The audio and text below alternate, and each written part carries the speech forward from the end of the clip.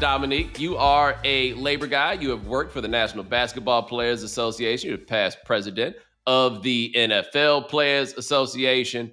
Napheesa Collier sat down and gave a 4-minute statement at her postseason press conference that, I mean, anybody that's ever wanted to, she was kind of like Cam Ward if Cam Ward didn't raise his voice. And they were like, so, Cam Ward, what do you think about the commissioner of the WNBA? We keeping it a buck. She ass. So I loved it. I thoroughly enjoyed it. It's not something I would have done. I think that there's fair reasons to criticize the way that she went about it, like the private conversations. Like I don't think that you can. I don't love sharing what happened in these private conversations, but sometimes you're gonna make some mistakes, and the bottom line got across. You need to find some ways to create leverage points where you can in CBA negotiations. Um, Perpetuating and she's not creating this, but perpetuating, finding ways to put gas on the fire that the commissioner is unfair or incompetent or anything else. Like that works in negotiations. That tilts the energy, the public energy and the internal energy in your favor until they do something about it. And also just destabilize it, what's happening over there from a strategic standpoint. I'm not saying that this is all strategic. Some of this to me was also like she wanted to get this stuff off her chest. But the fact is a written statement, she was prepared. She obviously was waiting until her exit to use it so it doesn't become like a storyline for her team going forward. But I loved it. We can discuss the individual things that she accused Kathy of, but it's just it's going to be a fight. And I think you and I were texting about this, and you made the point that's a good one. Is it's the most important one. Y'all don't pay them enough. Yo, y'all don't pay them enough to think that they won't shut it down. She got her own league. Right? Yeah. They got their own other league that's going on up here. That's where she said the conversations were being had, which was funny. Was like, yeah, this was at the Unrivaled, at the place that pays us more fairly. She said some crazy shit. Right. Like what can the WNBA take away from Napheesa Collier? Other than a low-paying job, right? Or like a relatively low-paying job. But what is it that she got to be afraid, man? They're going to blackball me out of the WNBA. Because let me tell you something. You could blackball, allegedly, Colin Kaepernick out of the NFL, and everybody going to go out there and play football. That is not what is going to happen in this league. If you decided to do something retributive toward her on the base, no. That ain't, they gonna have, it ain't just gonna be about them t-shirts they press up and go out there and wear. Nah, dog, that ain't happening. I want to say this about the private conversation part. And for people who don't know exactly what Collier said, one thing she mentioned, well, first of all, one of the all-time great quotes, when she said, we have the best fans in the league, best fans in the world. We have the best athletes in the world. We have the worst leadership in the world. And she is referring to the commissioner as Kathy Engelbert is her name, over and over and over again. Like this was, there were no strays to be caught here. It was direct. And one thing she said was that Collier says that young players like Angel Reese, Caitlin Clark, and Paige Beckers are making so much money for this league, but they receive so little money for their first 4 years in the league. Right? Which I thought was a very interesting phrasing, because you could argue that after those 4 years, they'll probably still be underpaid. Yeah. But she kept it very specific, to the context of the first 4 years. And then says that the commissioner has told her that those women should drop to their knees and say thank you to her for the media deal that she negotiated, and the argument that the WNBA platform is what allows these women to then make their money off the court, which, number one, is wholly incorrect. I think we would all agree that the platform of college basketball is what built the stardom of those women. Like, I mean, you tell me if I'm wrong here, but I think that's very clear. I think, yeah, that's absolutely obvious. But I think what Kathy is saying is once you leave college, then you can't get endorsements if you're not doing something. Like if you don't have an American league to play in, Nike or Under Armour or whoever is not going to pay you the money to be or State Farm to be a part of their product if you're playing overseas only in games that we don't see or necessarily care about. Hey, brother, I hear you. Caitlin Clark can play for the Globetrotters of the Savannah Bananas. And don't you worry, there'd have been some place to put her. But anyway, that those last two things where she said, where Napheesa Collier said that that's what the commissioner told her, those were in private conversations and she offered them in public. I would make the argument that when you say something like that in private, you know that ain't staying private for very long. Now, what Collier could have said was, I know that the commissioner believes, and then said the exact same things, right? Maybe it would be a similar violation of trust, but it lands differently. It goes over differently. But in the end, I don't think any of that matters. Yeah. Now, what I don't know is what this carries on and continues into, because some people got mad at me. Because during the All-Star festivities they had, when the Stud Buds were out there live streaming life, and Kathy came and kicked it with them, and somebody was making some criticism of the fact that this was not a good look for the league. And I was like, look, I don't really know about that. I just hope that everybody here understands that this woman is not your friend. Yeah. And I got hammered by a bunch of people who made the argument that these are grown women. They've gone this far. They know better, And I'm like, look, my existence in sports is just a little bit different. Domonique, I think that you would agree with me on this. It takes some of y'all boys a while before you realize this, because the commissioner dap you up, that he's not your friend. Matt Schaub, I don't know if you saw this, but he wrote his manifesto for wanting to be the president of the union, which is really interesting. But an important point he made was somebody from the PA should also be on stage to welcome you, not just into the league, but to welcome you into the union, because ultimately the commissioner is not your friend, right? This is something that people struggle with across the board. I was a little bit surprised that people were upset with me for making that statement. There is your proof if you didn't get it, though, right? So maybe everybody understood it already, but I feel like if it was already really understood like that, Napheesa Collier don't need to get out here and say this in front of the world. But this is the truth. That's not your friend. They're about to go into a labor negotiation that's going to be really hard for a lot of people to watch, because this league doesn't just sell itself as a league. It sells itself as a cause. It sells itself about something greater and, a lot of girl power, girl boss type stuff, right? And now you about to see that girl boss is going to try to break y'all, because capitalism don't believe in none of that shit that y'all are talking about right now, right? It's the same thing when people are like, we need black owners. They going to do the same shit these other people are out here doing. That's what's going to be a part of watching this, is going to be that part. And I loved hearing it from Collier, because I'm like, okay, so you recognize it's a war going on outside. No one is safe. So we need black owners so you just want another reason to be disappointed in them. I mean, first of all, what it requires to become an owner of a team is an extensive vetting process. And oftentimes they have already been minority owners on other teams. They work their way all the way through this process. Trust me, they are not, whoever becomes the owner of a team is not going to be the freedom fighter that you believe it should be. They weed those out. Yeah, so they weed those out, and also there's I be careful the way that I want to say this, but I get that there's a value to feeling like we're closer to an equitable society if there is representation. Right. I just hope that no one thinks that the representation is going to change the status quo. You just saying like, oh, maybe the path is a little clearer. That aside, I remember working at the NBA PA, and also after I left, I just kept saying about Adam Silver, because he's the nicest guy. He really is charismatic, and charismatic's the wrong word, but he comes across as very genuine. He's a kind guy. There were some issues that came up that made it very easy for him to put himself on the right side of it. He was the opposite of David Stern. He showed some respect to the players in a way that he didn't before. And I was the whole time saying, like, look, when it come time to make some choices, I do not want us to have positioned him as the friendly owner or the friendly commissioner that cares about us, because then it makes it so much harder, particularly in the media, when we're trying to galvanize some support.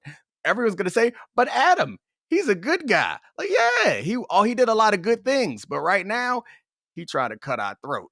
And I think that's the point. And you made this point about their league being kind of a cause. Also, I think there's a ton of other context around talking to and talking about women's sports, that there's a defensiveness. It feels like if you're telling them, don't, like, this ain't a good look, don't trust that she's gonna look out for you. You would have said that to anybody and have said that across other sports. But I think it probably comes across as like, these women need some help. Yeah, They it don't know wasn't that they're getting tricked. listen here, young ladies. I know. You need to know. It was more like, hey, young blood, right? Yeah, exactly. Like, let me put you on game. Let me put you on game. Because she's showing up at your little party and it's, oh, go Kathy, right? And it's like, no. Kathy, bad news. Napheesa Collier did not need to hear that from me. Napheesa Collier, so maybe I got it all the way wrong, right? Maybe they all Napheesa Collier. I could be the one that got it bad. But she sat there with a straight face and ran through that whole thing. I wouldn't know what question to ask after that. Like, what are we supposed to do? That's the kind of thing where you be in there like, yo, is this happening? She answered all the questions that you could have asked. Right. She was like, she gotta go. Cause that would be my question, is like, so what do you do next with her? What do you want? Like, I'll try to get her to determine what. Like, nah, get her up out of there. Not so whether she was at the dance party or not, she know. And that's the thing, is like, you run this risk that you don't run for the W, because of the point you made about the money that they make. Is there's enough money and there's enough success and opportunities for basketball players and a lot of football players also, that they never have to confront. That was the issue with quarterbacks. You never have to confront that you are one of us, not one of them. And quarterbacks, they don't find out until later. Like, star quarterbacks don't find out until later that they treat you like you one of them, but you actually are one of us. And I think that the WNBA players don't have a hard time. Like, they can go dance with her, but when they pick up their check, they don't have a hard time being reminded that they don't really care about us. 9% is insane. Madness. A salary cap for a whole team is $1.5 million. Madness. They play games in arenas, bruh. Madness. Like, in arenas. They not out here playing like you don't get a little red ticket at mid-1. It's madness. Yeah. Yeah, and on top of it, it's just like the franchise values matter to me also a lot more than anything. And people are like, well, they aren't making money. And like, that's a fine thing. That's an investment. They don't own these teams. So like, yeah, I'm fine for not making money if I'm a co-founder of this particular startup. If I'm a consultant or some hired help, you're going to pay me the market rate. Right. Because I'm not going to be around to cash in on that stock that you guys going to be around to cash in on. So like, telling me that while you got $100 million franchise value is like, I don't give a shit how you manage your money. Yeah, you can shut the whole thing down if you want. Go right ahead. You know what I'm saying? Like, that's always on the board. You have the option of shutting this down, but clearly you don't want to shut this down, because clearly there's a value that you derive. When Ballmer first bought the Clippers, I forget who it was that wrote the article about, and watch all the losses they're going to take just for the tax benefits that are provided by this. Like, come on, man, these people ain't out here because they eat money. The other part is, let's just say you double the salary from 1.5 to 3 million. That still feels really low. I still think that there is we don't have a great answer for what is fair, right? Or what is an appropriate wage for people participating in this league. I saw Monica was on First Take on Wednesday, and she made the point about how female basketball players no longer want to be treated like they are second class. But I'm not exactly sure what qualifies as first. Yeah. You know what I mean? Like I personally just don't have the answer for what exactly that is. Is it about money? Is it about the accommodations that are provided as a team? I know that what it is right now isn't going to work, if for no other reason than respect is conferred upon people in this society through money. Mm-hmm. Yeah. That's the bottom line, right? Forget about what the balance sheet says. Right. If you pay somebody $10 an hour, you know what they think of that person. And that's a big part of what we're dealing with here. Absolutely. And I don't know, to your point, what exactly is fair. And it's impossible. Like, because we've been trained to kind of tie athletes' income to a percentage of revenue because that's how we've kind of always negotiated it. And so we can continue to use that, which may not be the best way to determine how valuable a player is. It's fine, but we'll continue to use that. I don't know what the exact right number is, but I'm gonna need you motherfuckers to get in the neighborhood. 9%, Bomani, 9% of revenue. Like, I'm gonna need you to get in the neighborhood. So Hold I on, don't by the way, know. right fast on the revenue split. Because revenue splits have been getting smaller and smaller and smaller over the years, I want to give a measure of perspective. When I was a kid, them splits was well over 50% Yep. on the Yep. sides of the players. Yep. Like they were in the like Yep. 65% range in some cases. I think the NBA at one point was 65% on the revenue split. And every year the pie gets bigger and the split gets smaller. Now, of course, this is a larger societal issue, which is corporate profits higher than ever, wages flat, right? The rich people keep getting more money. Everybody else's situation stays flat. Schaub in his manifesto also made this point about, the salary cap has gone up by whatever multiple, but the franchise values have gone up by 10. Yep. And I think so.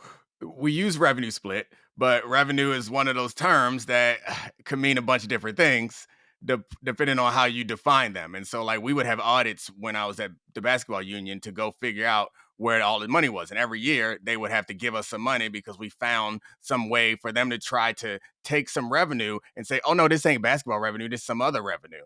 And the reason why I use revenue is because, like, profits, you can say this cost that, whatever, you can change, you can play with the books, but you can always play with the books. So it's hard to figure out exactly what the right number is, but you can't really get around them. So I guess that's my major point is, like, I'm not going to come definitively on what people deserve or how much they should be paid, but I know what feels unfair, and that feels unfair.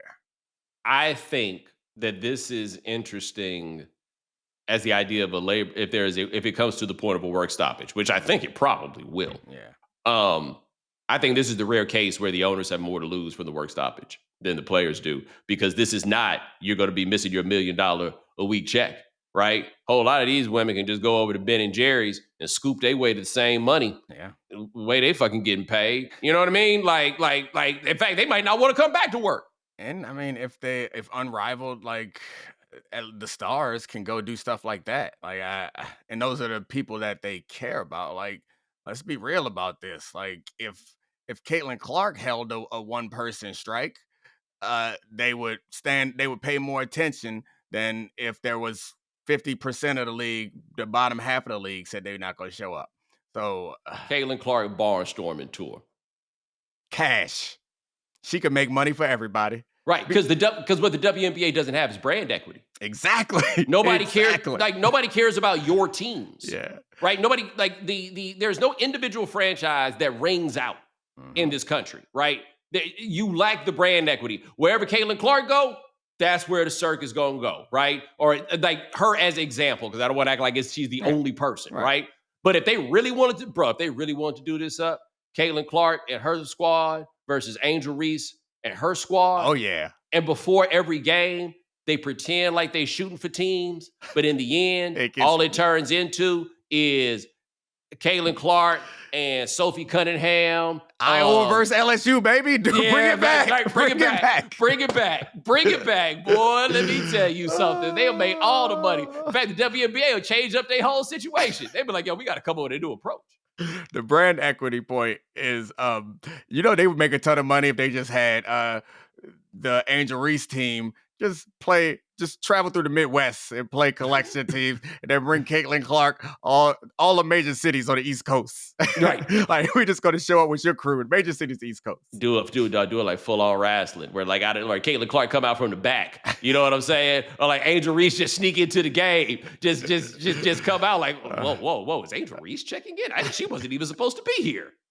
The brand equity point is a great one, because we've thought about or discussed having our draft as a players union have the draft telecast, our own separate draft telecast, where you wait for the draft to happen and all the players are at a union party, and then they do the whole charade of, because there's no reason that you have to be there.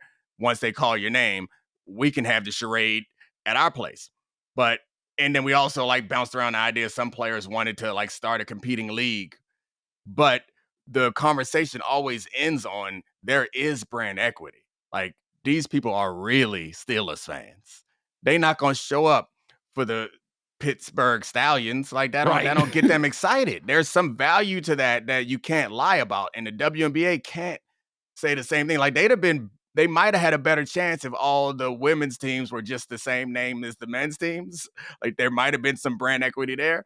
But like, don't nobody care about the Valkyrie? Yo, people got really mad at Edith Strauss for making that suggestion Mhm. of making them all so it, like the W Knicks, or the W Nets would probably be a better example. The W Hawks, whatever it was. I'm not exactly sure why people got so mad, but this is actually what happens overseas. Yeah. Like, it's not the worst for them. It's not attaching yourself to a better known brand. Is, I mean, look, man, the Boston Braves. Wait, which one was it? A lot of those baseball teams, like, that was a thing that you would have the same name, Giants and Giants in New York, for example, right? Like, the football Giants, the baseball Giants, like, people, College. yeah, people attach themselves. This Yep. is how it goes.